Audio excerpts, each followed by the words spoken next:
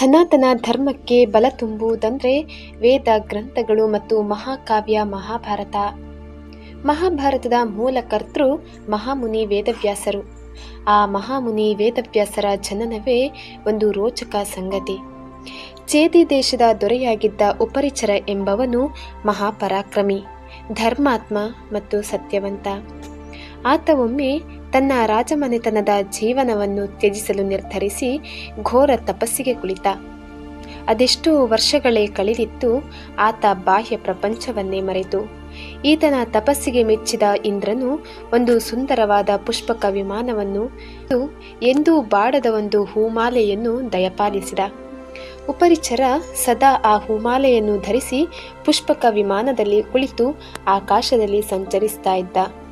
ಹೀಗಿರುವಾಗ ಒಮ್ಮೆ ಉಪರಿಚರನಿಗೆ ತನ್ನ ಪತ್ನಿ ಗರಿಕೆಯ ನೆನಪಾಗಿ ಕಾಮಾತುರಗೊಳ್ಳುತ್ತಾನೆ.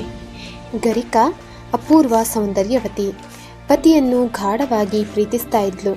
ದೇವರಲ್ಲಿ ಅಪಾರ ಭಕ್ತಿಯುಳ್ಳವಳು ಹಾಗೂ ಸತ್ಯವಂತೆ. ಕಾಮಾತುರಗೊಂಡ ಉಪರಿಚರನ ವೀರ್ಯ ಯಮುನಾ ನದಿಯಲ್ಲಿ ಬಿದ್ದಿತು. ಶಾಪದಿಂದಾಗಿ ಮೀನಿನ ರೂಪದಲ್ಲಿ ನದಿಯಲ್ಲಿ ಸಂಚರಿಸುತ್ತಿದ್ದ ಆರ್ದ್ರಿಕೆ ಎನ್ನುವ ಅಪ್ಸರೆಯ ಗರ್ಭವನ್ನು ಸೇರಿ ಭ್ರೂಣವಾಯಿತು. ನದಿಯಲ್ಲಿ ಮೀನು ಹಿಡಿಯುತ್ತಿದ್ದ ದಾಸರಾಜ ಎಂಬ ಬೆಸ್ತನಿಗೆ ಆ ಮೀನು ದೊರಕಿತು. ಮೀನು ತುಂಬ ವಿಚಿತ್ರವಾಗಿತ್ತು. ಈ ಕಾರಣದಿಂದಾಗಿ ಆ ಬೆಸ್ತನು ಮೀನನ್ನು ಆಹಾರಕ್ಕಾಗಿ ಸೀಳಲಿಲ್ಲ, ಜೀವಂತವಾಗಿ ನೀರಿನಲ್ಲಿ ಬಿಟ್ಟನು. ಕೆಲವೇ ಸಮಯದಲ್ಲಿ ಆ ಮೀನು ಒಂದು ಗಂಡು ಮತ್ತು ಇನ್ನೊಂದು ಹೆಣ್ಣು ಮಗುವಿಗೆ ಜನ್ಮ ನೀಡಿತು. ಆ ಬೆಸ್ತನು ಆ ಮಕ್ಕಳುಗಳನ್ನೆತ್ತಿಕೊಂಡು ಹೆಣ್ಣು ಮಗುವನ್ನು ತಾನೇ ಜೋಪಾನ ಮಾಡಿ ಗಂಡು ಮಗುವನ್ನು ಆ ಊರಿನ ಅರಸನಿಗೆ ಕಾಣಿಕೆಯಾಗಿ ನೀಡಿದನು. ಬೆಸ್ತನ ಆಶ್ರಯದಲ್ಲಿ ಬೆಳೆದ ಆ ಹೆಣ್ಣು ಮಗು ಕಾಲಗಳು ಉರುಳಿದಂತೆ ಅತಿ ಸುಂದರ ಯುವತಿಯಾದಳು.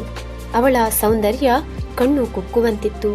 ಮೀನಿನ ಉದರದಿಂದ ಅವಳು ಜನಿಸಿದ್ದರಿಂದ ಅವಳಿಗೆ ಮತ್ಸ್ಯಗಂಧಿನಿ ಎಂದು ನಾಮಕರಣ ಮಾಡಲಾಗಿತ್ತು. ಮತ್ಸ್ಯಗಂಧಿನಿ ತನ್ನ ತಂದೆಗೆ ಕೆಲಸದಲ್ಲಿ ಸಹಾಯ ಮಾಡುತ್ತಿದ್ದಳು. ಅವಳ ಸೌಂದರ್ಯ ಎಷ್ಟು ಆಕರ್ಷಿತವಾಗಿತ್ತೆಂದರೆ ಮಹಾತ್ಮರಾದ ಪರಾಶರರು ಸಹ ಆಕೆಯತ್ತ ಆಕರ್ಷಿತರಾದರು. ಆಕೆಯಿಂದ ಲೋಕಕ್ಕೆ ಕಲ್ಯಾಣವಾಗುವಂಥ ಒಬ್ಬ ತೇಜೋವಂತ ಮಗುವನ್ನು ಸೃಷ್ಟಿಸಬೇಕೆಂಬ ಉದ್ದೇಶವನ್ನು ಪರಾಶರರು ಹೊಂದಿದ್ದರು.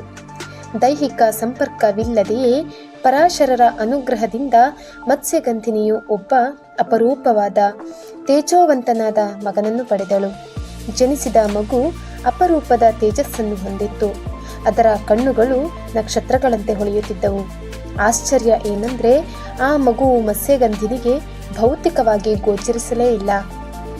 ಅಮ್ಮ, ನನ್ನ ಜನ್ಮಕ್ಕೆ ಕಾರಣವಾದ ನಿನಗೆ ನಾನು ಚಿರಋಣಿಯಾಗಿದ್ದೇನೆ. ಇದೋ ನಿನ್ನ ಅನುಗ್ರಹ ಮತ್ತು ಆಶೀರ್ವಾದದೊಂದಿಗೆ ತಪಸ್ಸನ್ನಾಚರಿಸಲು ತೆರಳುತ್ತಿದ್ದೇನೆ ಎಂದು ಭಿನ್ನವಿಸಿಕೊಂಡು ಆ ತೇಜೋಪುಂಜವಾದ ಮಗು ಅಂತರ್ಧಾನವಾಯಿತು. ಆ ಮಗು ಇನ್ಯಾರೂ ಅಲ್ಲ, ಅವರೇ ಭಗವಾನ್ ವೇದವ್ಯಾಸರು.